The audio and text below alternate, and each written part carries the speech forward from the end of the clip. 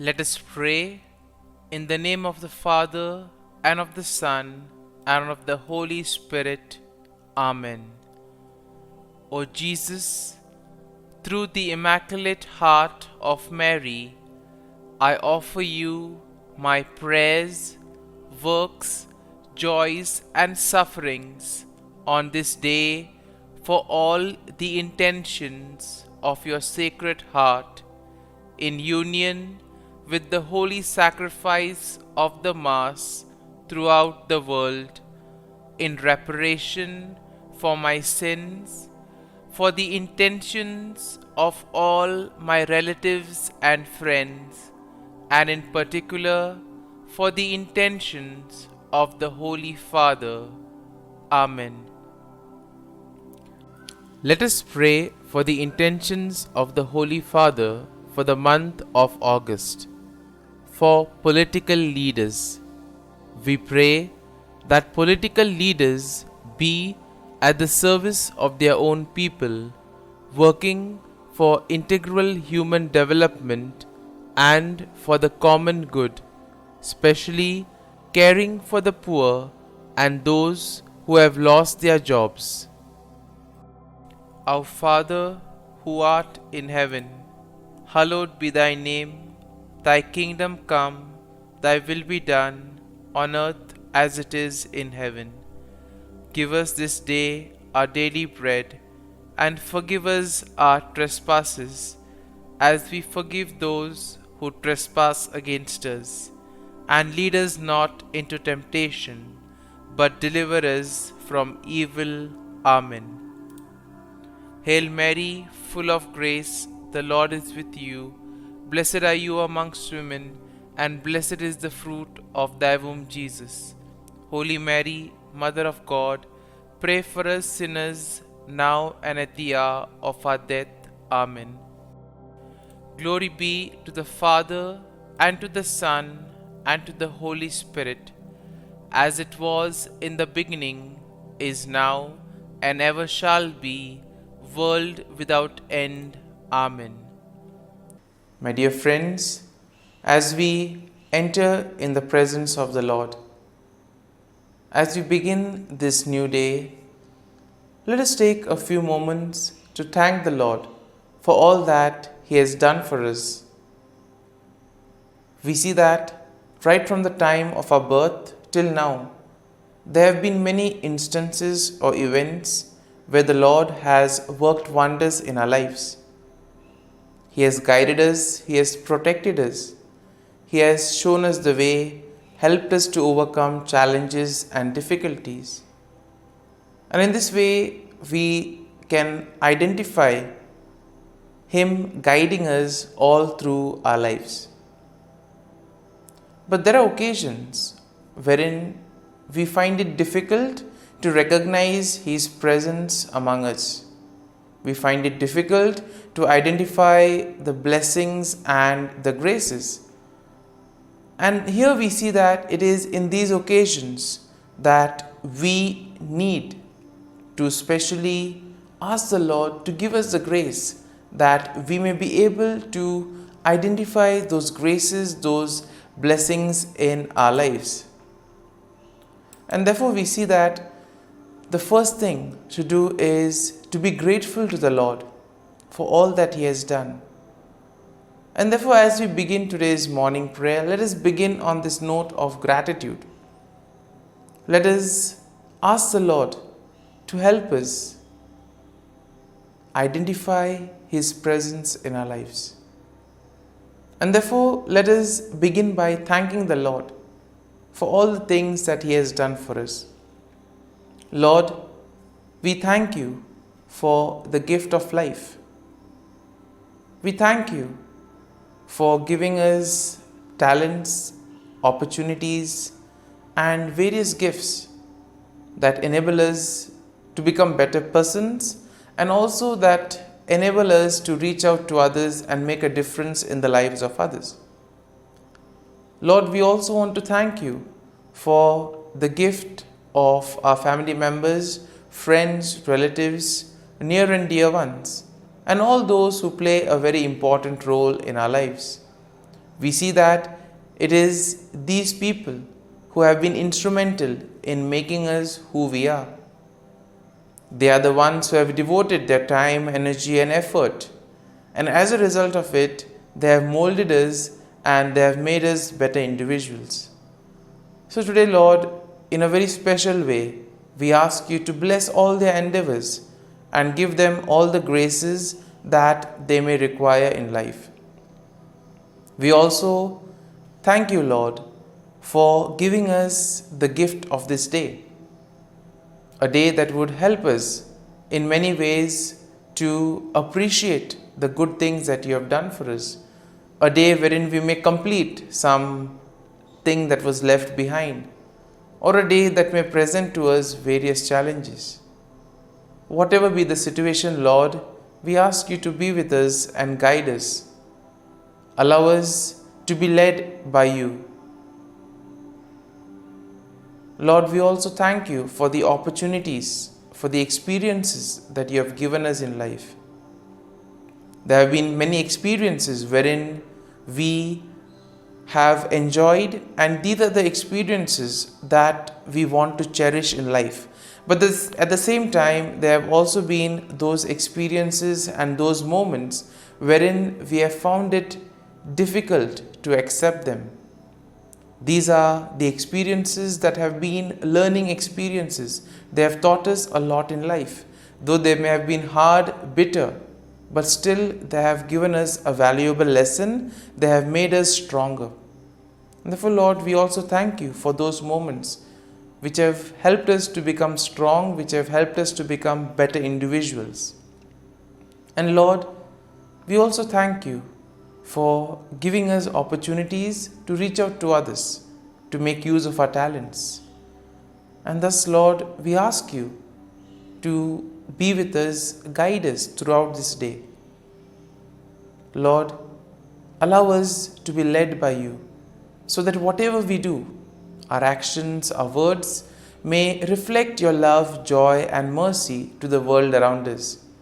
Help us to become your instruments, so that you may work in and through us. And therefore now, my dear friends, let us all close our eyes at this moment and let us praise the Lord that He has woken us up in this morning. We thank Him for the good health that He has given us, for the good night's rest.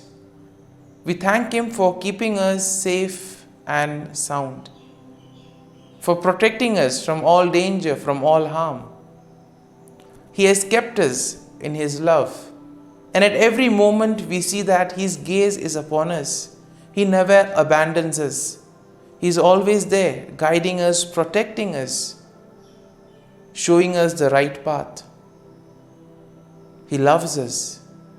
And for all this, let us praise Him, let us thank Him, and let us glorify Him. Lord, as we offer you this day, we ask you that you be with us. Help us to make the right decisions. Help us to do the right things, so that we too may become worthy instruments, that we may be worthy workers in your vineyard. And therefore, my dear friends, let this day be a day of joy and blessings in the name of our Lord Jesus Christ. My dear friends, let us now reflect and meditate on Psalm 63. As usual, we shall have a general overview of the psalm, and then we shall take a look at the psalm in detail. And Psalm 63 is a psalm of David, expressing his deep longing and thirst for God's presence. And here we see that there is a longing to place unwavering trust in God's steadfast love. Therefore, it is believed to have been written by David when he was in the wilderness of Judah, especially during the time when he was fleeing from his enemies. And therefore, we see that the psalm can be divided into four main sections. Now, the first section is found in verses 1 to 2, which speaks of a fervent longing for God. Now, the second section can be found in verses 3 to 8. And here is a description of God's steadfast love and His provisions. The third section, verses 9 to 11, will speak of a declaration that he needs to place his faith and trust in God. And finally, in verse 11, we have a vow to praise God. And therefore, when you have a general overview of Psalm 63, we see that it beautifully expresses David's deep longing for God, longing to be in God's presence, and longing to put his whole faith and trust in God. And therefore, we see that David here expresses his unwavering trust in God's steadfast love and protection.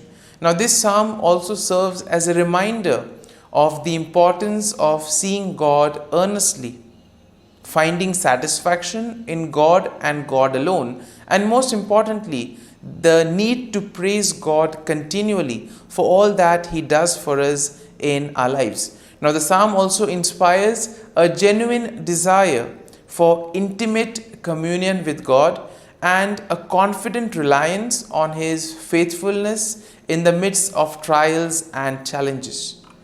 And now let us go into the details of the psalm. Now, the first verse goes like this: O God, you are my God. Early will I seek you. My soul thirsts for you. My flesh longs for you, in a dry and thirsty land where there is no water. Quite an interesting way of beginning the psalm. Here we see that David begins with a heartfelt declaration of his relationship with God, and here he is trying to express his deep longing for God, comparing it to a thirst in a dry and weary land. And you can compare this to especially moments when you feel thirsty. You're in search of water, throat is dry, and there is this longing for water. Even the sight of water quenches. And therefore, the same thing can be applied to David's longing for God. And here we see that David's soul and flesh yearn for the presence of God, recognizing that it is only God who can satisfy his spiritual and physical needs. And therefore, verse 2 goes like this: So I have looked for you in the sanctuary to see your power and your glory. Now, in this second verse, we see that David reveals his desire to behold God's power and glory. He seeks God in the sanctuary, the place of worship and divine presence. Thus, here we see that David is longing to experience God's manifestation, and he wants to witness the mighty powers of God. Now, in the second section that goes from verses 3 to 8, it goes something like this: Because your loving kindness is better than life, my lips shall praise you. Thus I will bless you while I live. I will lift up my hands in your name. My soul should be satisfied as with marrow and fatness, and my mouth shall praise you with joyful lips. And in this section, we see that David reflects on God's steadfast love and provision. He therefore acknowledges that God's loving kindness is better than life itself. And this leads David to commit himself to praise God with his lips, with his actions, and thus lifting his hands in worship to God. Because he says that the words of the God are so great, the works of God, the actions, the deeds are so great that it evokes him to praise and thank the Lord for all that he has been doing. And therefore we see that David finds deep satisfaction and joy in God. His entire solace and security is in God. And therefore, here we see that David meditates on God day and night, and he rejoices in the shelter that God provides him. And here we have the imagery of finding shelter in God's wings. Here we see that David will declare his unwavering devotion and trust in God, acknowledging that God's right hand upholds and sustains him. Now in verses 9 to 10 go like this: "But those who seek my life to destroy it shall go into the lower parts of the earth. They shall fall by the sword, they shall be a portion for jackals." And here we see that in this section, David shifts his focus to his enemies. And here David places all his faith, trust, and confidence in God's protection. He declares that those who seek to harm him will ultimately face destruction and they will be defeated. In contrast, we see that David, as the king, will rejoice in God. He declares that those who swear by God will find glory, while those who speak lies will be silenced. And this moves us or brings us to the final verse of the psalm. Verse 11, which goes like this: "But the king shall rejoice in God. Everyone who swears by him shall glory, but the mouth of those who speak lies shall be stopped." Here the psalm concludes with a final affirmation of praise and glory to God. Therefore, David declares that he is the one who needs to place his faith and trust in God. David declares that as the king, he will rejoice in God. He acknowledges that those who do the will of God will find glory, but those who wander away from the Lord will ultimately meet their destruction. And in this way, we see that the psalm encourages us to place our faith and confidence in the Lord. And therefore, my dear friends, let us spend a few moments in silence, reflecting on this psalm. Maybe a word or a thought or a verse would have touched us. We may have been inspired by something that we have heard. Remain with that. Allow it to take root in you. And therefore, as we spend these moments in silence, let these thoughts or this verse take root in you. Go once again back to it and try to see what the Lord is communicating to you through that verse, through that thought. And therefore, allow the psalm to take root in you, so that ultimately your words, actions, and thoughts may become just like the ones of Jesus, spreading and building the kingdom of God on earth.